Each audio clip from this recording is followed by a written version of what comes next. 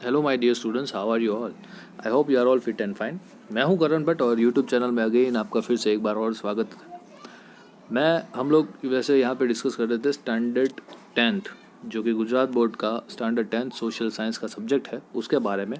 और उसमें भी पर्टिकुलरली हमारा चैप्टर नंबर 9th चल रहा था, जिसका नाम है Indian agriculture. Guys, technical reforms के बाद हम लोग आज डिस्कस करने वाले इस पर्टिकुलर टॉपिक में इंस्टीट्यूशनल रिफॉर्म्स के बारे में, कि वो कौन से इंस्टीट्यूशनल रिफॉर्म्स है जिसने गवर्नमेंट को हेल्प की और गवर्नमेंट ने उसे इम्प्लीमेंट किया एग्रीकल्चर का प्रोडक्शन बढ़ाने के लिए। So let's begin guys. सबसे पहले स्टार्ट करते हैं फर्स्ट पॉइंट से। गवर्नमेंट हैज़ डिस्कार्डेड लैंडलॉर्डिज्म, ठीक है, and stop the exploitation of farmers under the law land to the tiller, that is land tenancy act. The land tillers have been given the right to become the owners of the land. अब guys, पहले क्या था कि 200 साल तक अंग्रेज़ों ने राज किया हम पे। उसके पहले राजा महाराजा हुआ करते थे। तो इससे ना लैंडलॉर्डिज्म बढ़ गया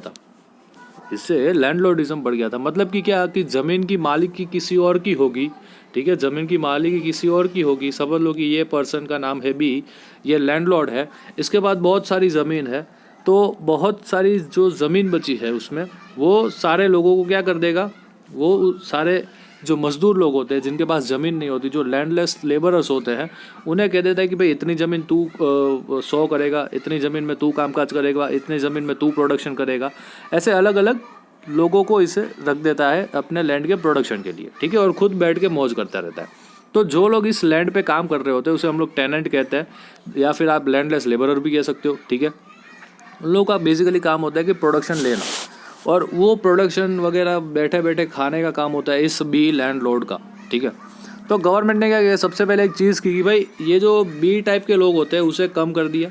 अब इसे कम कैसे किया, तो गवर्नमेंट ने एक ऐसा रूल बनाया, लैंड टेनेंसी एक्ट, जिसमें ऐसा कहा था कि जिसके पास, जो इस पर्टिकुलर लैंड के टुकड़े पे काम कर रहा होगा, जो इसमें प्रोडक्शन कर रहा होगा, ये टुकड़ा उस इंसान के हक का जाएगा, ठीक है।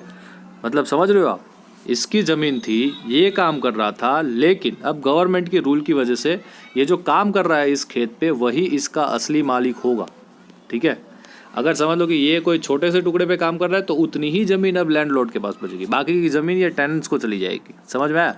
तो गवर्नमेंट ने कुछ ऐसे इम्प्लीमेंट्स रूल किए, ऐसे इंस्टीट्यूशनल रिफॉर्म्स लाए, जिससे क्या हुआ, जो टेनेंसी थी उसे ख़त्म कर सके और लैंडलॉर्डिज्म को हम लोग ख़त्म कर सके। दूसरा point, the disparity among the land owners has been removed by land ceiling act. मतलब बहुत सारे ऐसे लोग थे, ऐसे फार्मर्स थे जिनके पास बहुत सारी ज़मीन थी, ठीक है, बहुत सारी ज़मीन किसी एक के पास और थोड़ी ज़मीन बहुत सारे लोगों के पास, ठीक है।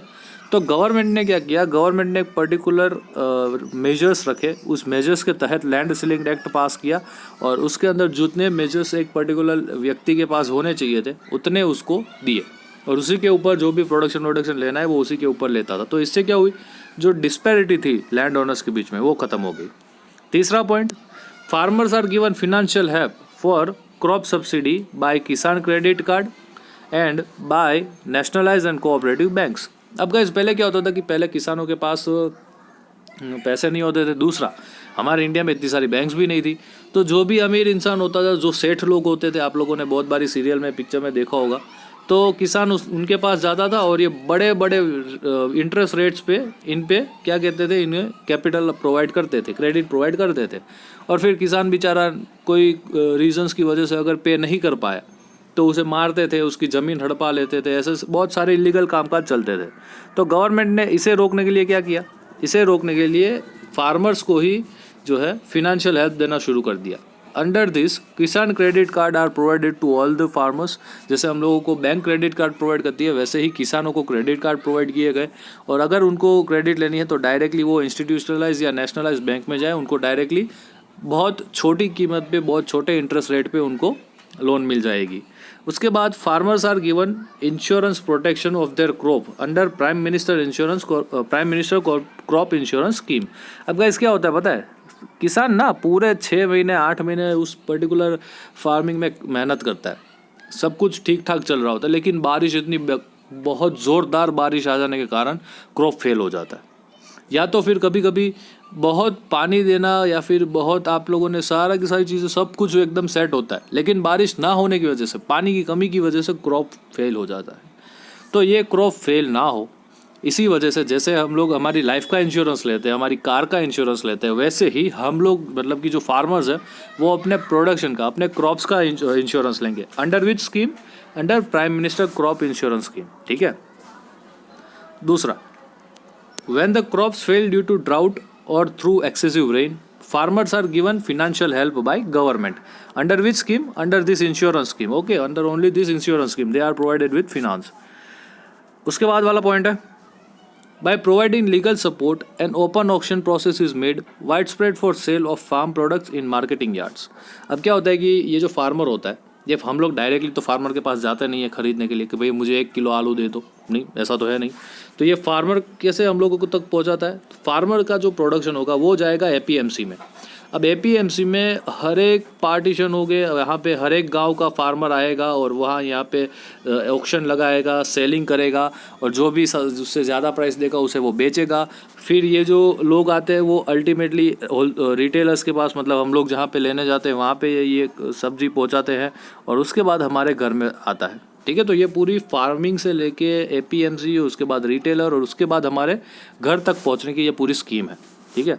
तो इस वे में अगर कोई भी तकलीफ़ आ जाती है, मतलब समझ लो कि यहाँ पे इस एपीएमसी में कोई इंसान फार्मर का एक्सप्लॉयटेशन कर रहा है या उन्हें ठीक से भाव नहीं दे रहा है या ऑक्शन में कुछ तकलीफ़ें कर रहा है, तो फार्मर को अगर किसी पे केस करना हो तो उसके पास इतने पैसे तो होंगे नहीं वकील के कि वो केस कर पाए।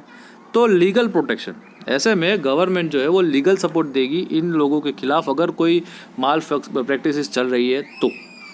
उसके बाद आता है point, facilities like cooperative societies, market association, cooperative warehouses, cold storages, transportation and communication have been provided to farmers. अब ये क्यों प्रोवाइड किया जाता है? हम लोगों ने देखा था कि ये फार्मिंग को यहाँ से फार्म से लेके एपीएमसी में तक पहुँचाने के लिए आपको क्या चाहिए होगा? आपको सबसे पहले ट्रांसपोर्टेशन सुविधाएँ चाहिए होगी, उससे पहले वहाँ जाके आपको कम्युनिकेशन चाहिए होगा कि भाई मैं किसको बेचूँ। ठीक है, ये सबसे पहला मुद्दा रहेगा। उसके बाद आपका अगर एक्सेसिव सामान हुआ, एक्सेसिव प्रोडक्शन हुआ है तो आपको कोल्ड स्टोरेज भी चाहिए होगा, आपको वेयर हाउसेस भी चाहिए होंगे। ठीक है। तो ऐसे में इससे क्या होता है, इससे जो फार्मर होता है उसे अपनी प्रोडक्ट जो है वो एपीएमसी और वेयर हाउसेस तक पहुंचाने में इजी होता है। और इसके कारण दूसरी एक चीज़ आपको जो देखने को मिलेगी वो है यहाँ पे मिनिमम सपोर्ट प्राइस। ये मिनिमम सपोर्ट प्राइस वो चीज़ है जो गवर्नमेंट इंश्योर करती है, गवर्नमेंट डिसाइड करती है कि भाई कौन से क्रॉप का मिनिमम सेलिंग प्राइस कितना होगा। ठीक है। जैसे कि आप देखो कि समझ लो कि एक पर्टिकुलर 1 kg का वीट है। ठीक है, ये हम लोग हाइपोथेटिकली ले रहे हैं। 1 kg का वीट कभी सेल नहीं किया जाता होलसेल मार्केट में, लेकिन हम लोग हाइपोथेटिकली ले रहे हैं। 1 kg का वीट है, वो 22 रुपये पर kg में बेचा जाएगा। ठीक है, ऐसा गवर्नमेंट ने डिसाइड किया। तो ये जो 22 रुपये है वो तो फार्मर को कैसे भी करके मिलने ही चाहिए। ठीक है, अगर इससे ज़्यादा मिलते हैं यानी कि 26 रुपये मिलते हैं तो कोई प्रॉब्लम नहीं है, तो वो सारे के सारे 26 रुपये फार्मर्स के पास जाएंगे। लेकिन वो 18 रुपीज़ मिलते हैं, इसे 22 की जगह 18 रुपये मिलते हैं, तो बचा जो 4 रुपये का उसे लॉस हुआ ना फार्मर को, वो गवर्नमेंट पे करेगी। ठीक है, और गवर्नमेंट ने ये पे ना करना पड़े इसीलिए इंश्योर किया है कि 22 रुपये मिनिमम प्राइस है। आपको 22 रुपये से नीचे कभी बेचना ही नहीं है। अगर वो बेचा गया तो वो फिर आपके खिलाफ लीगल एक्शंस हो सकते हैं। और अगर सपोज़ कि कोई रीजंस के साथ आपको विदाउट ये 18 रुपये में ही बेचना पड़ रहा है, तो फिर बाकी का 4 रुपये आपको गवर्नमेंट प्रोवाइड करेगी, मतलब फार्मर को गवर्नमेंट प्रोवाइड करेगी। ठीक है, तो ये होता है लास्ट पॉइंट हमारा।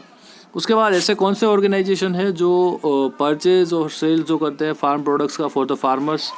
वो है हमारे सबसे पहला NAFED, that is National Agricultural Cooperative Marketing Federation of India, full form याद रखना है। उसके बाद GROFED, that is Gujarat Cooperative Oil Seeds Growers Federation, and National Dairy Development Board NDDB। तो गाइस आपको ये तीनों की तीनों चीज़ें याद रखनी है। हो सकता है कि इन तीनों में से किसी एक का नाम आपको एग्जाम में देखने को मिले एज ए शॉर्ट क्वेश्चन कि भाई इस पर्टिकुलर नाफेड का फुल फॉर्म क्या है, ग्रोफेड का फुल फॉर्म क्या है, NDDB का फुल फॉर्म क्या है, तो ये आपको याद रखना होगा। आई होप गाइज आपको मज़ा आया होगा इस पर्टिकुलर वीडियो में। इंस्टीट्यूशनल रिफॉर्म्स कौन से लिए गए हमारे सरकार के द्वारा वो आपको क्लियर हुए होंगे। और अगर मज़ा आया हो तो प्लीज़ एक बार लाइक कर दीजिएगा और सब्सक्राइब जरूर कीजिएगा चैनल को, ताकि आगे भी ऐसे वीडियोज़ में बनाते रहूँ। और इस चैप्टर की पर्टिकुलर नोट आपको डिस्क्रिप्शन बॉक्स में जाके लिंक मिल जाएगी, आप उसे ओपन करेंगे पूरी नोट्स खुल जाएगी। ठीक है, मिलते हैं अगले सेशन में एक नए टॉपिक के साथ, और तब तक के लिए जय हिंद।